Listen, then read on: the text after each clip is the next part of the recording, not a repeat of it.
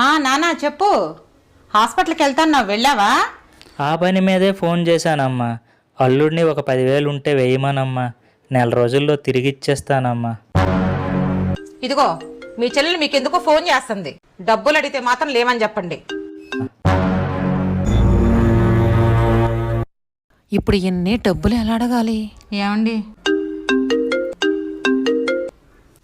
నానా, అల్లుడితో 10,000 వేయించినట్టున్నా హాస్పిటల్కి వెళ్తున్నానమ్మా.